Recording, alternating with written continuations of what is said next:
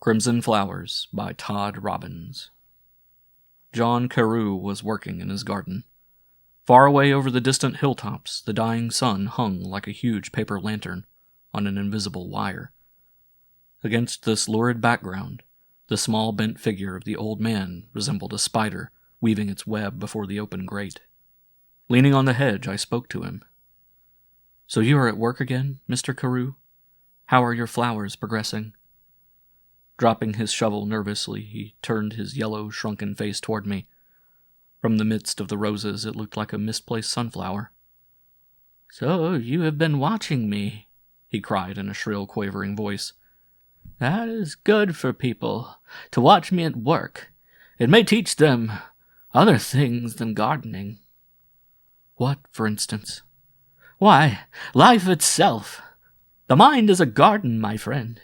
What lies hidden there must spring to life. These flowers are crimson thoughts. See how quickly they grow. Grow into deeds if I do not cut them each day. So must all men do if they would live in the sunlight. They must cut the crimson thoughts out of their gardens, even as I." Once more he bent over his flowers, picking up the shears with grim satisfaction. He began cutting off their languid, drooping heads. "But this must be a very wicked garden," I said. "What is buried here?" "Ah," said he, "you would like to know that, eh? What a man my son was!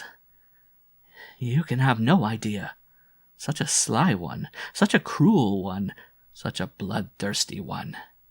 Crimson thoughts were in his head continually, but now they grow nicely in my garden. He ruined me, he tortured me, he made my head revolve on my shoulders. Yes, actually revolve like a wheel. But now I have him here, and he supports me in my old age. Each day I sell his thoughts, his evil, crimson thoughts. What a revenge that is! He lies there, grinding his teeth because of it, and he can do nothing. When the hangman was through with him, they gave me what was left for my garden. But have a thought, lady, have a crimson thought for a remembrance." So saying, he rose and hobbled toward me with a single flower in his hand, a flower that glowed like a handful of the bloody sunset in the west.